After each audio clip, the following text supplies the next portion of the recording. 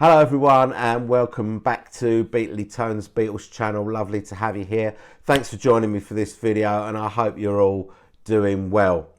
Now, I know I said on my last video that the next video was going to be called When Beatly Tone Met Macca, where I was going to tell you the story of 3 encounters that I've had with Paul McCartney, one-to-one encounters and one near miss. And that video is coming. It's going to be the next video on this channel. But in the interim, a competition has come up. And I've never entered one of these YouTube competitions before, but I thought I would do this one. Now, I don't know if you're familiar with the Two Legs Paul McCartney solo podcast.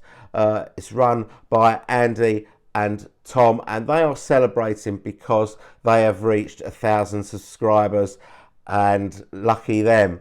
It's not easy. It's not easy getting 1,000 subscribers, so it is really something worth celebrating. And they're celebrating with a competition where you can win a couple of albums. If I remember rightly, it's the McCartney album on red vinyl and Wings Wildlife, the latest half-speed master. Now, what they want you to do for this competition is tell them what your favourite Paul McCartney album is from each of the 5 decades of his solo career, and just let that sink in for a minute. 50 years, well 52 years really now, of Paul McCartney solo work. Absolutely incredible career.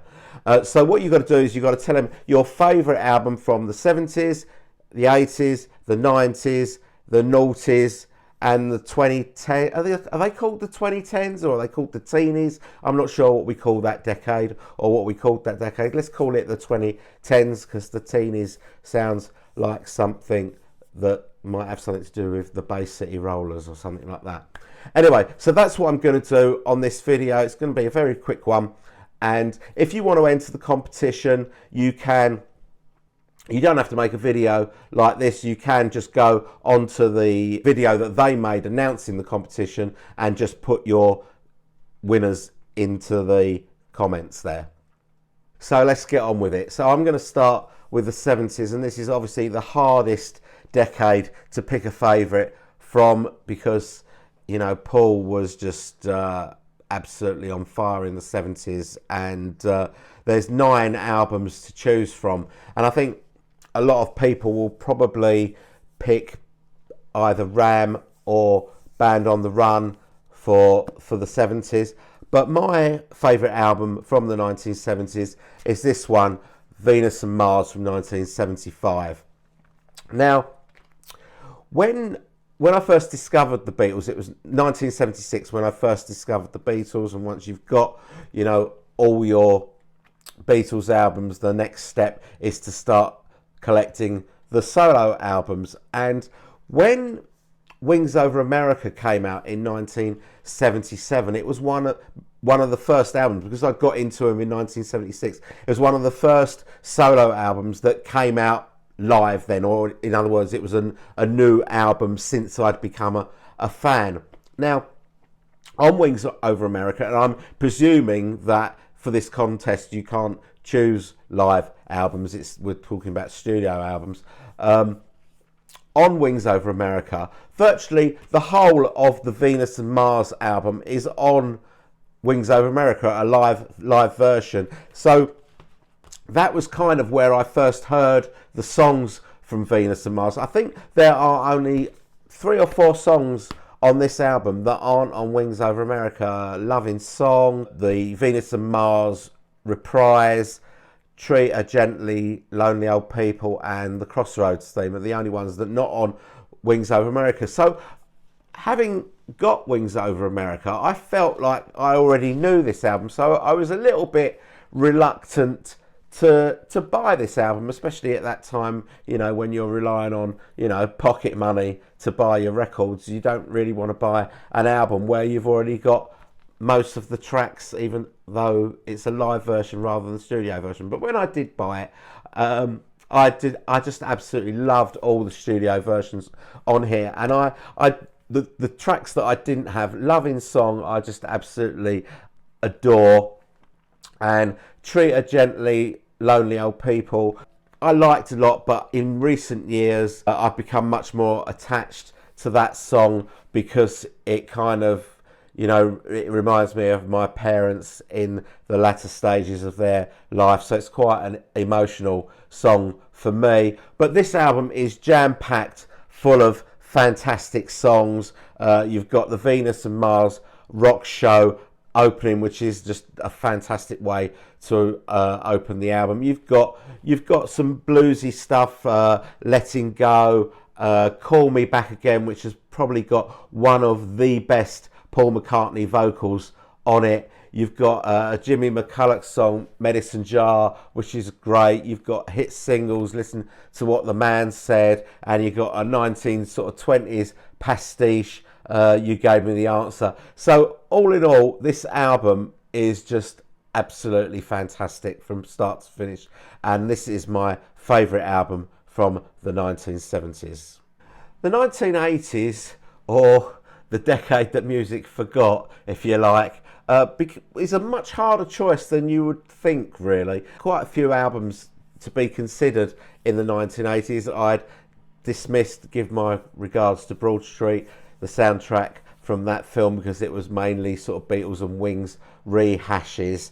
And although I have got a soft spot for Press to Play, that wasn't going to be my favourite album, and nor was McCartney too. So in the end, it became a fight out to the death between these two albums, Tug of War and Flowers in the Dirt.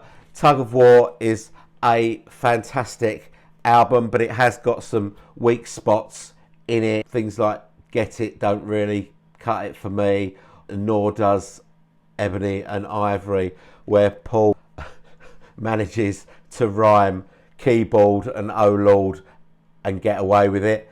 So although it was close, the one I'm going for from the 1980s is Flowers in the Dirt. I know it suffers from that 80s production thing, but when you look at the songs that are on here, there's 4 tracks co-written with Elvis Costello, who I also adore and have virtually everything he's ever done.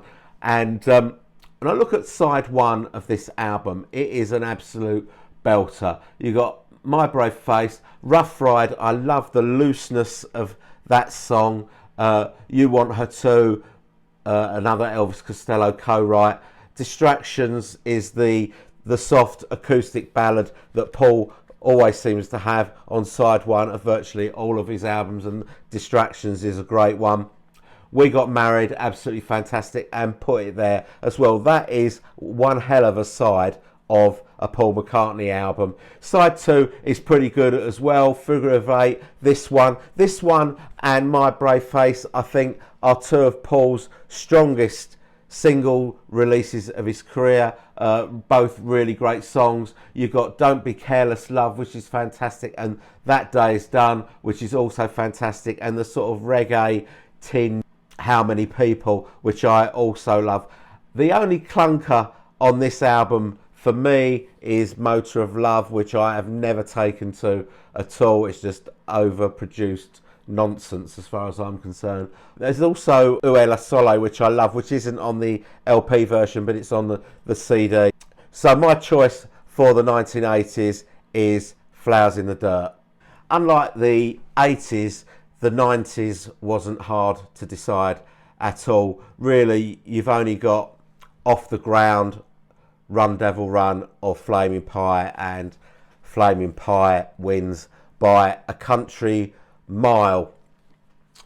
This album, absolutely fantastic. I'm struggling to find a bad song on this album. Great song to kick it off with the songs we were singing. You've got a great lead-off single, Young Boy, very, very poppy single. The World Tonight. I mean, the album was co-produced with Jeff Lynne, and it does sound a bit like an ELO song, but in a good way.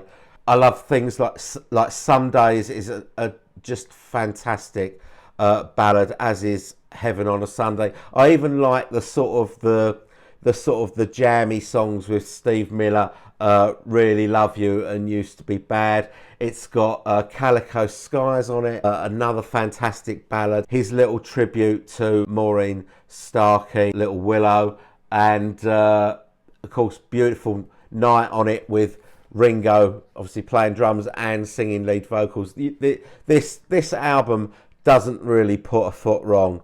Absolutely fantastic album. This is probably top 5 of his career, in my opinion.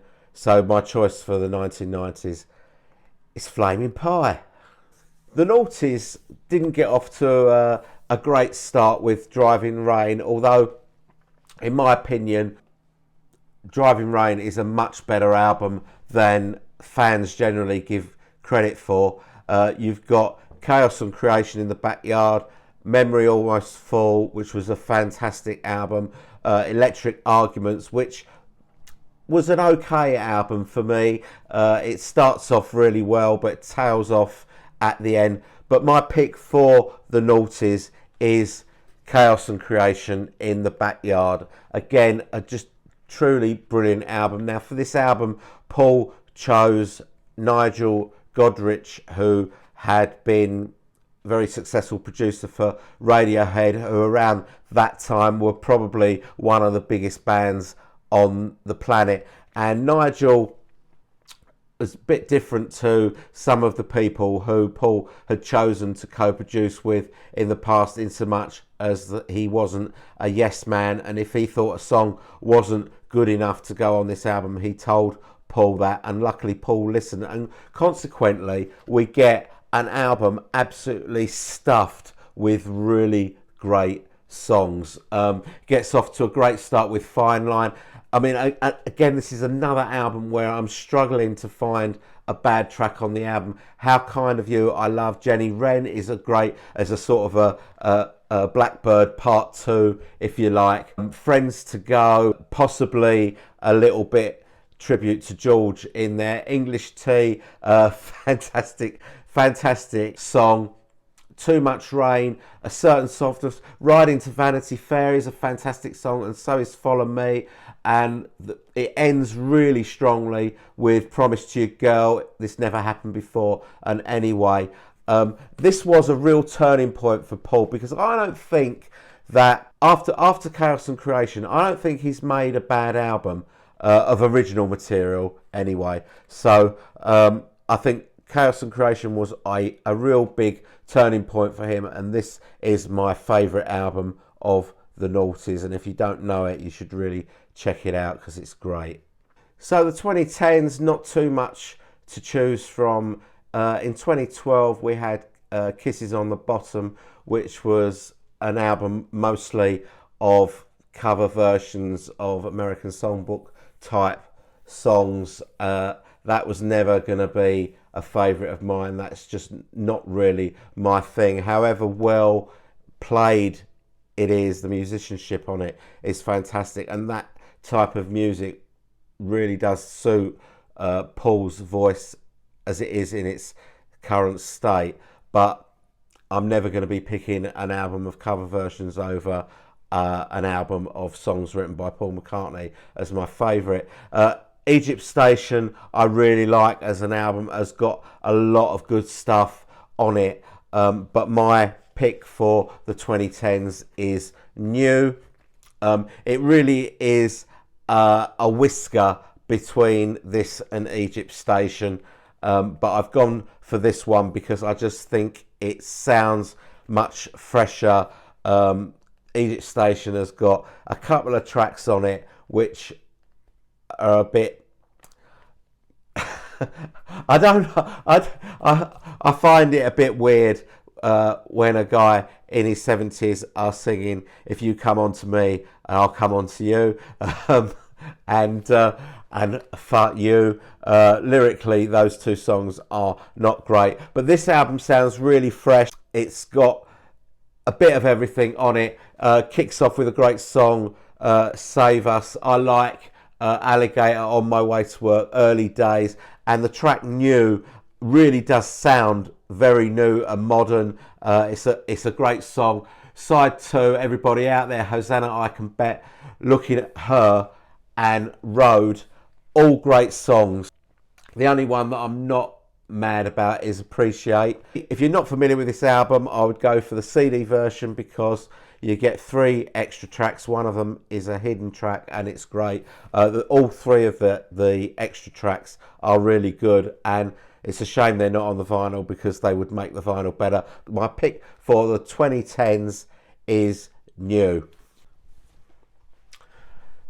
So that's my competition entry. Big congratulations to Andy and Tom over at the Two Legs Paul McCartney podcast. If you don't subscribe to that, pop over there and give them a subscribe. If you like what I'm doing here, I'd absolutely love it if you subscribed to my channel. Give the video a like and hit the notification bell and you won't miss a thing. My next video will be called When Beatley Tone Met Macca, where I'm going to tell you the story of 3 occasions where I managed to meet Paul McCartney and one very near miss. I'll tell you how it happened and what happened when I met him. So please join me for that video that will be coming in the next few days. Thanks very much for watching this video. I hope you've enjoyed it and I'll see you on the next one. Cheers. Thanks a lot.